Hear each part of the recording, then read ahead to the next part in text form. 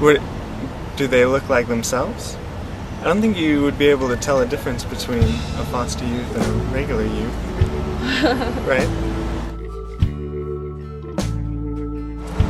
What a foster youth looks like. I think a foster youth looks like me.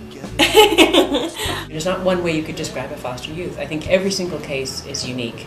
Just like each one of us is unique, I think every youth is unique. So it's kind of hard to describe a foster youth because there's just so many different variations and so many different types of kids. And I mean, it's just like anybody else. I think you know, saying, oh, well, and what do I know about them? They're just kids like anybody else. I mean, it's hard to say. I hate to say it, but probably struggles a lot in life. Maybe struggles in school. If they're lucky enough to get with the right loving family, then they have a chance, but I doubt that percentage is high. Well, they look like all kinds of things. I could pick them out of a crowd, but once I was talking to them, I probably could. Look just like everybody else. I mean, their appearance, unless they're disheveled because of bad.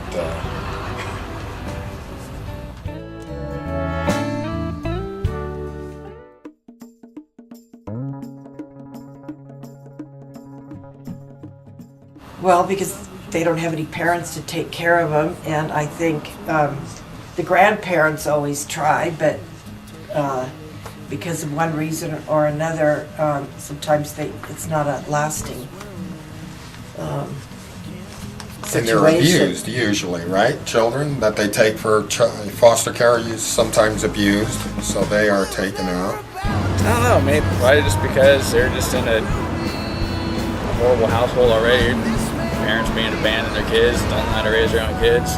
I think to have a kid, you should have to go through an application process first anyways.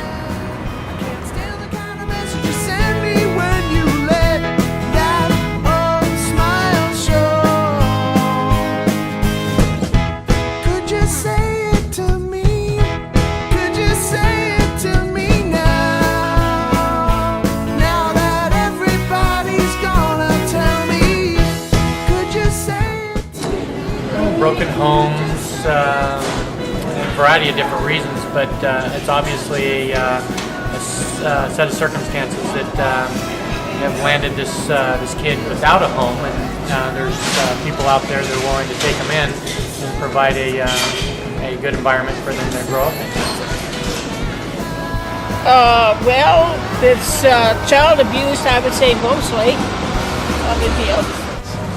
Or how parents just not caring what their kids are doing, allowing them to just party all the time, do drugs. Because some parents are not equipped to take care of their spawn. Parents were abusive or with drug use or any other reason that the court would decide to take their kids away from their parents. Yeah. Well, they were taken from their mother, who was into drugs at the time, and she dropped them off at this man's house, who was not a very good guy, and she just like basically abandoned them. And because I've been in trouble before and I have a record, and it took me almost a year and a half to get them back fully, in my custody.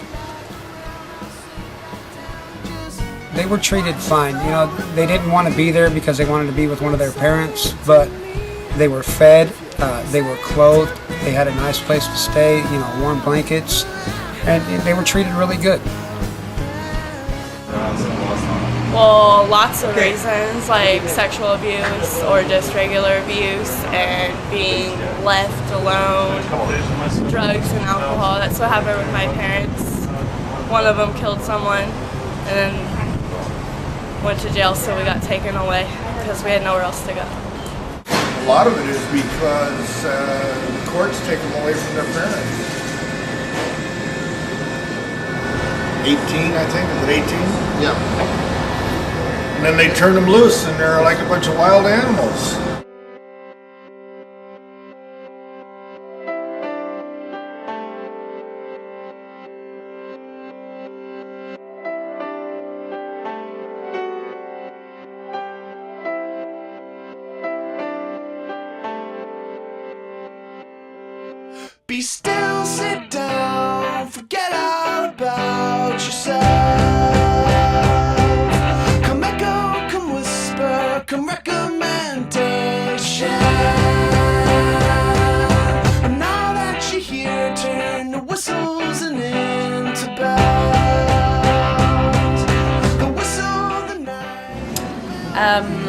abuse, physical abuse, emotional abuse, abandonment. There's several reasons why. One that I'm more familiar with is alcohol and drug abuse, as well as physical abuse. On a shelf that mostly sits there. It's a good deck. Terrified. Horrible. I can't even imagine. I can't imagine. Scared? Terrified. Terrified. Make me feel very scared. I'd feel very angry and upset, and I'd be very sad to be without my family. I couldn't imagine it. I think I just can't even imagine. When I hear about the police coming to kids' schools and taking kids, or even social workers coming and pulling them out of class, I just can't imagine how frightening it would be to be a young, any age, even if I was a teenager. I mean, but a 5-year-old in particular would be just terrifying, because, just not knowing. You want to be with your mother. You don't know. You have no control over these situations, and I think that would just be a terrifying feeling. And I think that's one of the things that concerns me too, is that people forget we're talking about kids, young kids, and I think that we put them in a lot of situations where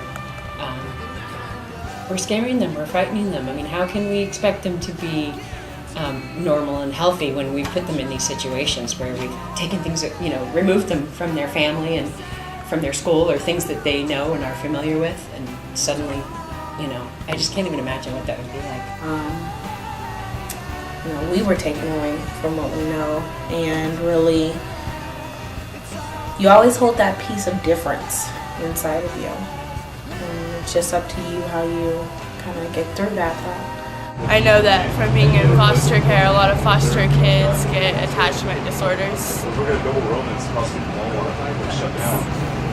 The main things that I feel are worse for them. Scared, confused,